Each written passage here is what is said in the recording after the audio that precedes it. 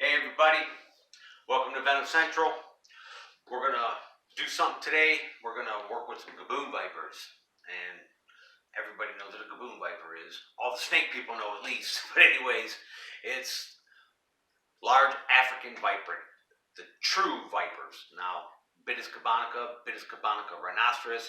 You have two variations of your Gaboon Viper. You have your East African and your West African. And one happens to have very large rostral scales, big long nose scales, and one's got little bitty ones. But these are the West African varieties, and these are some subadults and some babies that we're going to feed today. And we're going to feed frozen thawed because they've already done the switch. And I'm going to teach you all a little bit about Gaboons, how I handle them, how I feed them, how I keep them. So we're going to move on, and we're going to take this animal that I've just done a quick clean, and we're going to put him back in his cage, and we're going to feed some snakes, and we're going to talk a little bit about Gaboons today.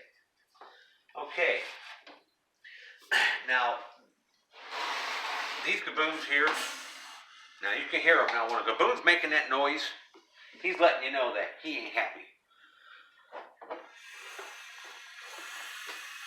Okay. And now,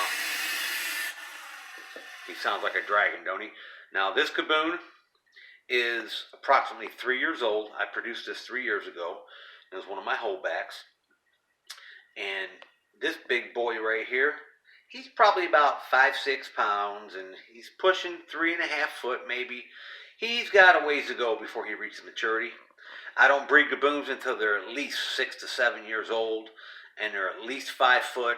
And they got some good weight on them. But these are going to be future breeders. And to show you the monsters, the actual ones that produce all of these Gaboons that you're looking at, we'll put a little picture in there. I'll have my wife do a picture so you can see them, because they're in cycling right now. This is Gaboon cycling time.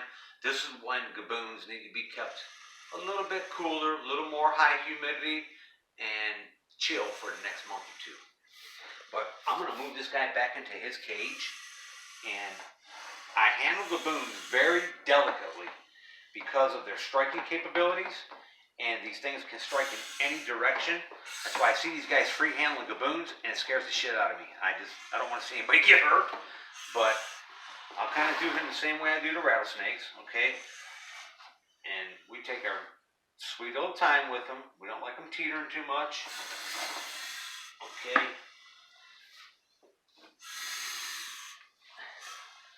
And now this Gaboon here, this is a 3-year-old. And he's growing good. Look at that big head. Now Gaboons are known for having the longest fangs. And he's already got a pretty good set on him. Now, he's probably got, I don't know, maybe a fang that's pushing a 1/4 inch long, maybe a 1/2 inch long. But he's a beautiful animal, and we're going to let him slide into his cage real nice and easy. We're going to let him position himself and get comfortable. He's still huffing and puffing. And when a Gaboon does that, I don't care what anybody says. When he's blowing that air, huffing and puffing, he's not happy. He's telling you, I don't want to be messed with. If you mess with me, I'm going to bite you. And that's a clear indicator that you're getting too close, you're taking too many liberties with him. He's not going to tolerate that behavior. So let's close this guy up a little bit. Okay. And a few things about Gaboons, the way I keep them. I keep Gaboons warm. I mean, Gaboons like it warm. I mean, I keep their ambient temperature in their cages. I try to keep it at about 80 degrees, but I give them a good hot spot. Not a big bright light, but a soft white light that creates heat. I keep their hot spots at about 85 to 88 degrees, and they enjoy that. They'll actually come out in the morning and they'll bask under that light for a little bit, then they'll go back into their hide box. But humidity is important with Gaboons. Now, I don't spray them very often. I will spray my substrate and the surrounding cage walls maybe once or twice a week. Now, not soaked, just enough to jack the humidity up in there. They do good with humidity. You'll often see a lot of keepers with Gaboons having respiratory problems and fucked up breathing problems, is because they ain't got the proper humidity. They need that proper humidity, and it keeps them breathing right. Okay, what we're going to do is we're going to move on, and I'm going to feed a few of these animals for you. Okay, we're going to feed frozen thawed today, and just real quick, I want to go over this again. I went through this in one of my last videos on feeding rattlesnakes and how I feed frozen thawed and my process of thawing out rodents. I know people are going to hear this and think, oh, well, it can't be too fucking hard, throw in some hot water and thaw them out. But there is a process to do it right and to do it so your snakes benefit from it and it's safe. But I start out with a bucket, of course, a 5-gallon bucket, all right? And I fill it up about halfway with hot water. Now, I don't make the water too freaking hot where I can't stick my hands in it and leave them in there very long. But I want these rodents to sit for at least 1 good hour in the warm water, okay? And what I'm going to do is, after they sat for an hour, I go through my rodents. I actually pick them up, I put my hands on every one of them, and I'll roll them around like this, and I'll make sure there's no cold spots in them. Because what will happen sometimes, even after they've been sitting for an hour, you'll get ice that is not defrosted yet inside of this prey item's body. And this is kind of gross, but I do this because a lot of times the head cavity, that skull, keeps a nice frozen chunk in the middle of it. So I kind of do this, and I cave that thing's head in like that, and I know it's thawed. And it puts a little bit of blood out of the nose, and that's a good scent indicator for the snake too. So I make sure that they're all frozen or thawed out really well. And if I'm feeding pit vipers, I make sure they're a certain temperature, which you can go back and watch my feeding frozen thawed to rattlesnake video and see how I do that. But I'm going to run through these real quick. I'm going to make sure that they're all thawed properly. That one's good. I know it's kind of gross. You got to stick your hands on a wet, nasty frickin' rat, but the things we don't do for our snakes, right? Alright, these guys are all in pretty good shape. One more. That one's good. There we go. And now, tools. I don't use nothing too long or too big on the end, because snakes will damage themselves biting something hard like a pan on a gentle giant tong or them big long tongs and stuff. I use my little clip tweezers, hemostats, whatever you want to call them. These are great. You can get them on Amazon for like 18 bucks. But anyways, it's not very long, and you got to be comfortable enough in your capabilities to do this and not get fucking nailed. But especially with gaboons, because they strike in the craziest positions. But I have a way that I feed gaboons. I give them a tap. I actually tap them rodents around out in front of them a little bit so they can pick up a vibration. And what you'll notice about gaboons is they'll hold tight. They usually won't advance on a prey item. They'll hold tight. They won't move. But I can tell when they're getting ready to pop. I call it pop because they're just going to explode. You watch a gaboon's eye and it'll start ticking back and forth. Its pupil will tick-tock. That means it's zoning in on something and it's going to strike. But I always dry my rodents off. Now, of course you dry them off because you don't want them to pick up substrate and eat substrate. Yes, in the wild they're going to swallow some substrate and everything, but you know what? Why have your snakes swallow a bunch of fucking garbage? Why have them swallowing hardwood mulch or more dirt and everything? I see this. I gotta say this. I see guys feeding their fucking snakes, soaking wet rats, rolling them around in coconut fiber and dirt and shit that they're mixing together. All that stuff carries a parasite somewhere along the line. So the cleaner you can get that rodent into your animal, the better. So I do this. I shake them off real good because I don't want hot water dripping everywhere. Even though gaboons are not a pit viper and they're not going to pick up on a heat signature, they're going more on sight and smell. If I was feeding pit vipers, I would shake them off really good so there's no water coming out, but I still dry them off. Just for this reason, I roll them in a paper towel. I still dry them because I don't want them picking up a lot of substrate. And 90% of the time, when you're feeding a gaboon, he's grabbing it and he's holding it up in the air anyways. But let's start out with this boy right here. pinch a rat mid-body like so, you know, to give that animal a good place to bite. And I try to keep the damn tongs out of his mouth. And let's see how this boy does today. This is one that's a little bit bigger. I'm going to start out back here. Yep. Now, I wish my wife was able to get a little closer and get on his pupil, because he's already doing the tick-tock with his pupil. Now, he's getting ready to pop here. And I'm going to move my hands up out of the way here. And we'll see if we can get a sideways strike out of him. We'll go over. There he goes. And I'll give him a nice little shake. Now, it might sound stupid, but I shake him around because that's what a live rodent would be doing. It will be fighting for its life. And Gaboons will hold him up like that for one reason. They don't want this prey to escape, but I believe it's that rodent, if it was a live animal in the wild, it couldn't get traction on the ground with its feet and pull out of his mouth or give him a rougher time than he's already having killing it. But I shake him around because I want him to envenomate it. I want that Gaboon to give him a nice big dose of venom just to help him start digesting that rat now. But isn't that amazing? That is just the coolest fucking thing, ain't it? Look at that. He looks like a fucking dragon killing something in his mouth and holding it. I just love it. This is what I love to do. But what a beautiful animal. Notice them big rostral scales? He's coming along nicely. He's going to be one hell of a Gaboon. You watch, I'll do a video on this guy 1 year from now. Mark the date. And he's going to be double the size and weigh 15 pounds. He is a badass. All right, buddy. We're going to close you up and we're going to move on to the next one.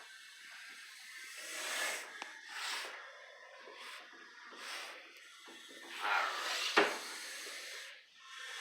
I don't know if y'all can hear this, but you hear everybody huffing and puffing. That's just from the table, everything moving around. They're not digging it. They're letting you know we're here. Don't step on us. Okay, so we're going to go ahead and get this little girl fed up. Now, you notice I'm going to give her little vibration alert. I'm going to wait to see that eyeball ticking. There it goes. Oh, that one scared me. That was a sideways bang right there. Good job, girl. That one surprised me. And that just goes to show you, you can't read these fucking things. That snake is so unpredictable. You don't know when it's going to strike, when it's going to do it. I mean, I kind of knew she was getting ready to go. She was getting ready to pop because I seen her eyeball ticking back and forth. But she came a long way sideways. That was awesome. Good girl.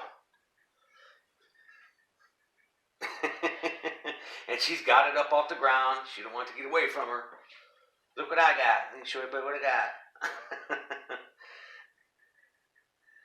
That a girl. Now she can handle a rat a whole lot bigger. They all could. But I just happen to have some extra of these medium rats. I was feeding a bunch of other snakes today. So I just decided to just throw them to the Gaboons. We'll give them to the Gaboons. The Gaboons are garbage disposals. They eat all the time. Anything. They're like the puff adders. We got a big group of puff adders too that we breed and work with. They eat anything. Actually, the puff adders are paired up right now. We just took them out of cycling and put them together, and they're actually whooped. They have been breeding all day. I'm surprised to see them like stationary in one position right now. That's funny. They're just shot. The last 8 hours, they've just been all over the damn place.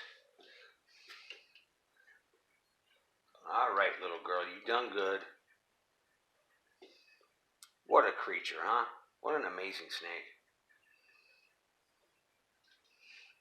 Okay, we're going to close this one up, and we're going to move over and feed another one. Okay, and for a third feeding here, we're going to give this little gal a snack. And now, I'm going to show you, we're going to do the tap. Oh, she's already alerted.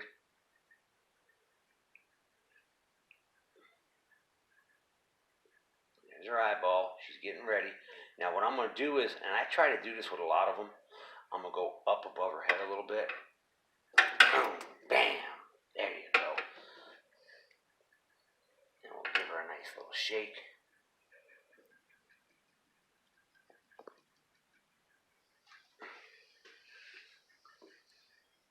And that's all she wrote.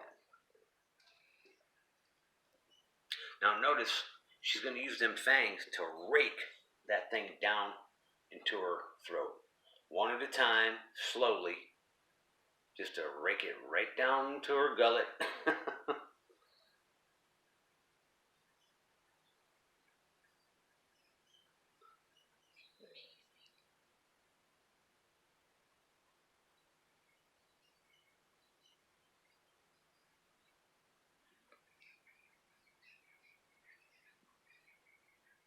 Okay, we're going to move over and feed some yearlings.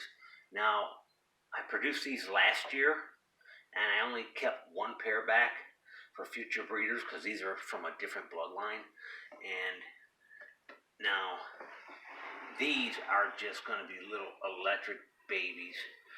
Now, remind you, this snake is still a little youngster, but just watching this thing striking capabilities is freaking amazing. I mean, free handle a Gaboon, you might want to think twice about that shit when you see how this thing can strike backwards and upside down. Now I'm going to give it its tap up here. Just my little bit of tapping here to let this snake know that, okay, there's maybe some food coming, and it can smell it.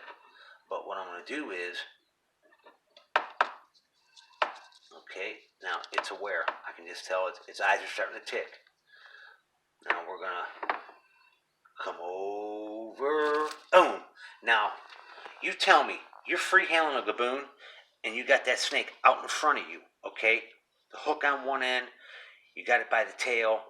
That snake struck completely out and then turned around backwards and bit that frickin' mouse. That's spooky. That's just spooky. And of course, this little rascal, that's the little girl. She got it straight up in the air. She's got it up there pretty high too, don't she?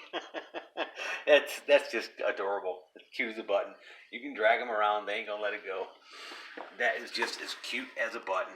But that's dangerous.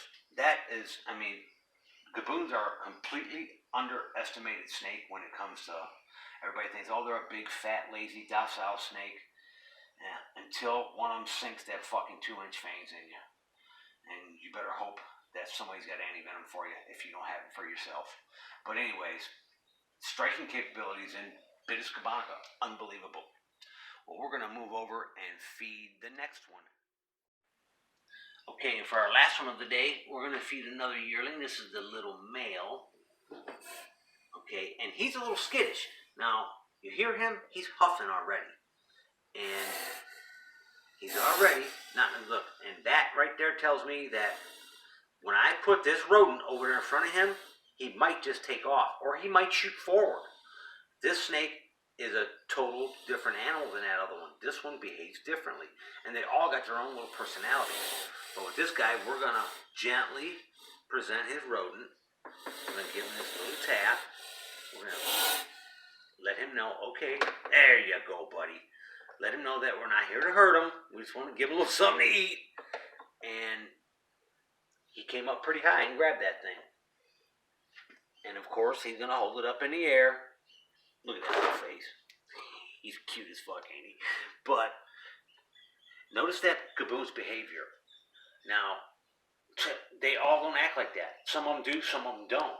That's the thing. I mean, you make one mistake with that snake acting like that, and you're bit. And that's the end of your fucking snake career. So, please, be careful with your Gaboons. That's it for today. I hope you like what we've done today. Working with the Gaboons. Remember, if you're going to start working with Gaboons, buy some captive-born animals. The little bush babies that you can get the imports, they don't do as well. They usually come in parasited up, and you end up with a problem on your hand. But get nice captive-born animals. And please, work with your Gaboons safely. We don't need another bite in a venomous community. We can't let them think that we're careless and we don't know what we're doing. So Be careful with your Gaboons. Be mindful of what you're doing. And remember to subscribe. Hit the damn bells when that comes up. Give us the thumbs up. And share. We're trying to build this. And stay in touch with us because we've got something big coming up. And I'm not going to give away the surprise. I'm excited. It's with some animals that we haven't even filmed yet. And it's going to be awesome. So hang in there with us. But Willie, Venomcentral, checking out. Later.